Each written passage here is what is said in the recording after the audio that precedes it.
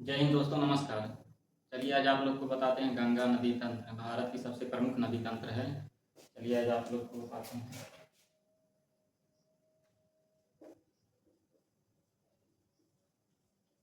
गंगा नदी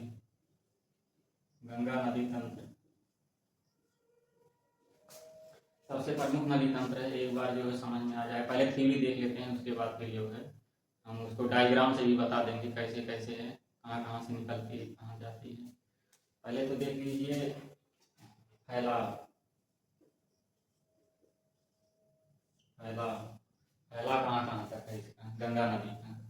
ये जो है 8.5 लाख वर्ग किलोमीटर में 8.5 लाख वर्ग किलोमीटर में फैला हुआ है। और ये भारत की सबसे प्रमुख नदी तंत्र है। 8.5 लाख वर्ग किलोमीटर में फैला हुआ है।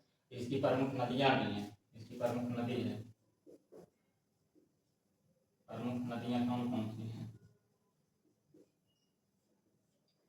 इसकी प्रमुख नदियाँ हैं जो है गंगा हो गया, यमुना हो गया, सोन हो गया, चंबल हो गया, कोसी हो गया। गंगा हो गया, यमुना हो गया, सोन हो गया, चंबल हो गया, कोसी हो गया। गंगा, यमुना, सोन, चंबल, कोसी, ये इसकी जो प्रमुख नदियां हैं। इसे अंतरराष्ट्रीय नदी तंत्र भी कहा जाता है। क्यों? इसे चलिए जाने दीजिए। अंतरराष्ट्रीय नदी तंत्र,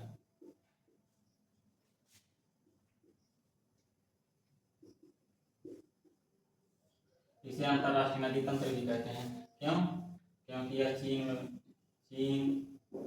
पश्चिम बंगाल, चीन, पश्चिम बंगाल, नेपाल, भूटान, भूटान से होते हुए जो है बंगाल की खाड़ी में जाती है। और भारत की इसे जीवन रेखा नदी भी कहते हैं, क्योंकि सबसे ज़्यादा जो है इसका विस्तार जो भारत में ही है।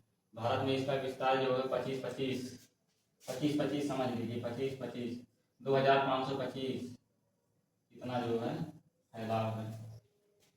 सबसे पवित्र नदी भी है, इतना लंबी है, 2525 किलोमीटर लंबी, 2525 किलोमीटर लंबी ही है, इतना दूर में फैली हुई है। अब देख लेते हैं बंगाल में जाकर की जाती है। अब देख लेते हैं इसका जो है उद्गम कहाँ से होगा। भाई इतनी प्रमुख नदी है, इतना बड़ा नदी तंत्र है, ये कहाँ से निकलती है, इसका वर्जन कहाँ से होता है? तो इसका उद्गम जो उत्तराखंड के उत्तरकाशी जिले में गोमुख के निकट जो है एक गंगोत्री नामक हिमानी पहाड़ी है। गंगोत्री नामक पहाड़ी से अलकनंदा और भागीरथी वहीं से आके राम गंगा का निर्माण करता है। काशी जिला के गोमुख के निकट, गोमुख गोमुख के निकट गोमुख के निकट गंगोत्री हिमानी से निकलती है। उत्तराखंड के उत्तरकाशी जिले के निकट गोमुख नामक स्थान पे ये गंगोत्री हिमानी से ये गंगा नदी का उद्गम होता है। और ये जो है अलकनंदा और जो है अलकनंदा अलकनंदा और भागीरथी ये दोनों नदियां मिलके गंगा का निर्माण करती हैं। गंगा का निर्माण कहाँ करती हैं? उत्तराखंड के देवप्रयाग। चिंता ना करिए, हम डायग्राम से जो पांचों प्रयाग भी बता देंगे। पांचों प्रयाग जब समझा देंगे तो ये भी समझ में आ जाएगा। उत्तराखंड के देवप्रयाग में आके वहीं से गंगा नदी का उगम हो जाता है, नाम पड़ जाता है गंगा नदी। ये मुहाना जो है डेल्टा बनाते हुए बे ऑफ बंगाल की खाड़ी में जो गिर जाती हैं। ये किस राज्य में बहती हैं? किस राज्य में बहती हैं, ये भी जान लीजिए, क्योंकि ये बहुत महत्वपूर्ण पूछता भी है, सवाल भी है। किस राज्य गंगा नदी किस राज्य से होते हुए जाती है? तो ये पहला हो गया उत्तराखंड, यूपी, उत्तराखंड हो गया, यूपी हो गया, बिहार हो गया, झारखंड हो गया, पश्चिम बंगाल हो गया, उत्तराखंड, यूपी, बिहार, चलिए बिहार हो गया, झारखंड हो गया,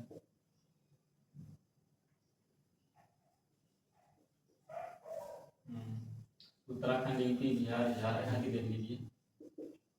सहायक नदी, इसमें सहायक नदी दो होती है, एक दाईं तरफ, दाईं और बाईं, मतलब दाहिने तरफ से कौन सी नदी आके मिल रही है, फिर बाएं तरफ से कौन सी नदी आके मिल रही है। तो दाईं में यमुना, सोन, पुनपुन हो गया, इत्यादि है। दाईं तरफ में यमुना हो गया, सोन हो गया, पुनपुन हो गया दाईं तरफ में। और बाईं तरफ में बहुत सारी नदियां हैं, जैसे रामगंगा, गोमती, घाघरा, गंडक, कोसी, ये सब जो है बाईं तरफ से आके मिल जाती हैं। अब जो है पश्चिम बंगाल के मालदा जिले में गंगा नदी बढ़ जाती है। ये सवाल पूछता है कि गंगा नदी किस जिले में जाके दो भागों में बढ़ जाती है। तो पश्चिम बंगाल का एक मालदा जिला, मालदे जिले में फरक्का नामक स्थान पर गंगा नदी मालदा जिले के फरक्का नामक स्थान पर जाके दो भागों में बढ़ जाती है। वहीं पे एक बैराज भी बनाया गया है, फरक्का बैराज, बंगाल में। उसके बाद देख लीजिए गंगा नदी में एक समस्या भी है, प्रदूषण की समस्या जो है, देख लीजिए समस्या प्रदूषण की भी समस्या है। प्रदूषण की समस्या है, इसमें जो है इसमें प्रदूषण बढ़ रहा है। जब प्रदूषण बढ़ेगा तो जाहिर सी बात है वो तो कम होगा। जब प्रदूषण बढ़ेगा तो ऑक्सीजन की मात्रा कम होगी। जब ऑक्सीजन की मात्रा कम होगी तो क्या होगा, जिससे जो है जीवाणु, जो गंगा नदी में औसतन जो 100 ml पानी में जो जीवाणुओं की संख्या है तो 500 है।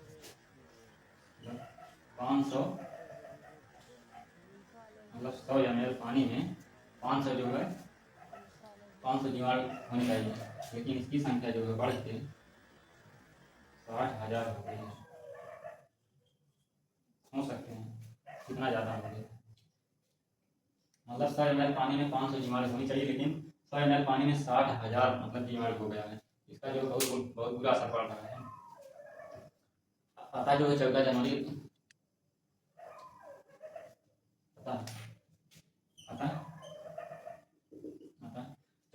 आता 14 जनवरी 1986 को गंगा एक्शन प्लान क्या है, इसमें जो है नमामि गंगे परियोजना चलाया गया। नमामि गंगे परियोजना में क्या है, नमामि गंगे परियोजना में गंगा नदी की साफ सफाई, वृक्षारोपण करना, सीवेज का ट्रीटमेंट करवाना, यही सब है मतलब गंगा एक्शन प्लान के अंतर्गत। ये गंगा स्मार्ट सिटी मतलब लाया गया, गंगा स्मार्ट सिटी अगस्त 2018, गंगा स्मार्ट सिटी अगस्त 2018 में लाया गया है। इसमें जो है गंगा नदी के किनारे 10 प्रमुख शहरों को स्मार्ट सिटी में बदलना है। अब गंगा नदी के किनारे 10 प्रमुख शहर कौन कौन से हैं ये हम आपको बता दे रहे हैं। पहला है उत्तराखंड, ऊपर से शुरू करिए। उत्तराखंड में कौन कौन से शहर हैं? उत्तराखंड में है ऋषिकेश, हरिद्वार,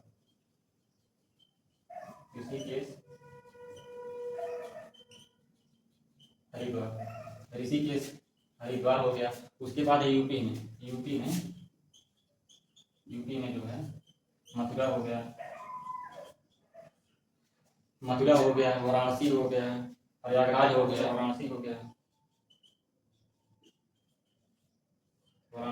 मथुरा, वाराणसी, कानपुर, प्रयागराज, मथुरा, वाराणसी, कानपुर, प्रयागराज, ये सब जो है स्मार्ट सिटी में बदलना है इसको। लखनऊ, उत्तराखंड में ऋषिकेश, हरिद्वार, उत्तर प्रदेश में मथुरा, वाराणसी, कानपुर, प्रयागराज, लखनऊ। बिहार में आ जाइए, बिहार में जो है पटना को जो है स्मार्ट सिटी में बदलना है। उसके बाद झारखंड में जो है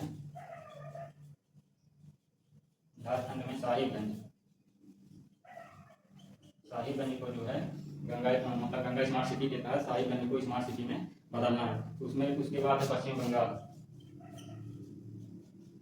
बंगाल के निकट जो है एक प्रमुख शहर है बैरकपुर को गंगा स्मार्ट मिशन के तहत जो है बैरकपुर को स्मार्ट सिटी में बदलना है। अब इसको जो पूरा डायग्राम से एक बार देख लेंगे। डायग्राम से देखने में थोड़ा एकदम क्लियर हो जाएगा। ये थ्योरी था, जो सवाल पूछता है यहीं से पूछता है। गंगा नदी तंत्र के तहत गंगा नदी तंत्र का थ्योरी देख लिया था, लेक्चर समझ लेते हैं। आइए हम डायग्राम के माध्यम से भी समझ लेते हैं ताकि जो है कोई दुविधा ना रहे। अच्छे से समझ में आ जाए। देखिए सतोपंथ ग्लेशियर है, सतोपंथ ग्लेशियर है बद्रीनाथ में, बद्रीनाथ से सतोपंथ ग्लेशियर से अलकनंदा नदी निकलती है, अलकनंदा नदी निकल के आगे बढ़ती है। उसके बाद जोशीमठ से धौली गंगा निकलती है, धौली गंगा जो अलकनंदा नदी में आके मिल जाती है, तो यहाँ पे विष्णु प्रयाग बनाता है, विष्णु प्रयाग बनाती है, बना के उसके बाद आगे बढ़ती है, फिर नंदाकिनी नदी आगे मिल जाती है। ध्यान दीजिएगा, ये दाईं तरफ से नहीं मिल रही है, बाईं तरफ से, ये जो बायां है ये दायां है, तो बाईं तरफ से नंदाकिनी नदी आके मिल जाती है, तो नंद प्रयाग बनता है। फिर पिंडर नदी आके मिल जाती है इसमें, तो करण प्रयाग बनता है। उसके बाद दाईं तरफ से केदारनाथ की जगह से मंदाकिनी नदी निकलती है, मंदाकिनी नदी निकल के जो है देव प्रयाग में आके मिल जाती है, जिसे जो है देव प्रयाग कहा जाता है। मंदाकिनी नदी जो है अलकनंदा नदी में आके मिल जाती है, जहाँ पे देव प्रयाग बनाती है। उसके बाद गंगोत्री हिमानी से यमुना, गंगोत्री हिमानी से गंगा नदी निकलती है और यहाँ आके मिल जाती है, और इसके बाद ये जो है गंगा नदी का वर्जिन होता है, गंगा नदी निकल के इसी में आके मिल जाती है, और यह जो है गंगा नदी का निर्माण होता है। उसके बाद ऋषिकेश हरिद्वार, ऋषिकेश हरिद्वार, हरिद्वार से जो है गंगा नदी मैदानी भाग में प्रवेश कर जाती है, इसके ऊपर या पहाड़ी भागों में बह रही है, उसके नीचे जो है हरिद्वार के नीचे जो है गंगा नदी मैदानी क्षेत्र में आ जाती है। उसके बाद रामगंगा आके मिल जाती है बाईं तरफ से, फिर गोमती नदी आके मिल जाती है। इसके पहले जो प्रयागराज में यमुनोत्री आके मिलती है, यमुना नदी आके मिलती है, तो प्रयागराज में संगम बनाती है। उसके बाद जो है आगे बढ़ती है गाजीपुर, गाजीपुर उत्तर प्रदेश में गोमती नदी आके मिल जाती है। उसके बाद शारदा नदी, उसके बाद तिब्बत से जो घाघरा नदी निकलती है, घाघरा नदी निकलती है और आगे बढ़ती है, उसी में शारदा नदी आके मिल जाती है। फिर ये दोनों नदियाँ निकल के छपरा में आके जो है बिहार में आके मिल जाती हैं। उसके बाद ये गंगा नदी आगे बढ़ती है। उसके बाद सोन नदी जो है, देखिए ध्यान दीजिए, कर्मनाशा नदी, इससे पहले कर्मनाशा नदी जो है दाईं तरफ से आगे मिल जाती है, दाईं तरफ से कर्मनाशा नदी, सोन नदी, कुनकुन नदी, उसके बाद दामोदर नदी, हुगली नदी, ये पटना में आके मिल जाती है, फिर खतुरा में मिल जाती है कुनकुन नदी। उसके बाद आगे बढ़ती है। उसके बाद जो काली गंडक और गंडक, ये नेपाल से निकलती है, गंडक नदी, काली गंडक इसकी सहायक नदी है, ये दोनों आगे बढ़ती हैं। इसी नदी पर बनाया गया गंडक परियोजना, जो भारत और नेपाल के सहयोग से बनाया गया, दो देशों के सहयोग से गंडक परियोजना बनाया गया। यह नदी जो आगे बढ़ती हुई आके यहाँ गंगा नदी में मिल जाती है। फिर उसके बाद आगे बढ़ते हुए भागलपुर में जो है कोसी नदी आके मिल जाती है। एक गोसाई धाम तिब्बत में एक जगह गोसाई धाम, वहीं से कोसी नदी निकलती है और भागलपुर में आके मिल जाती है। उसके बाद दाईं तरफ की सहायक नदी हुगली नदी, दामोदर नदी, ये आगे फरक्का में मिल जाती है, इसी नदी को बना फरक्का बैराग। इसके बाद महानंदा नदी आके मिल जाती है, बाईं तरफ की सहायक नदी है। उसके बाद ये देखिए ये नदी जमुना, ये जमुना नदी जो है इसको जो है ब्रह्मपुत्र नदी बोलते हैं, लेकिन ये जब बांग्लादेश में प्रवेश करती है तो इसे जमुना नाम के नाम से जाना जाता है, यमुना के नाम से जाना जाता है जब बांग्लादेश में प्रवेश करती है, और यह आगे बढ़ती हुई बंगाल की खाड़ी में गिर जाती है, और जब यहाँ पे मिलती है इसके आगे जो इसका गंगा नदी का नाम खत्म हो जाता है, इसे मेघना के नाम से जाना जाता है, और जब मेघना नदी आगे बढ़ती हुई बंगाल की खाड़ी में जाके गिर जाती है और बहुत बड़े डेल्टा का निर्माण करती है।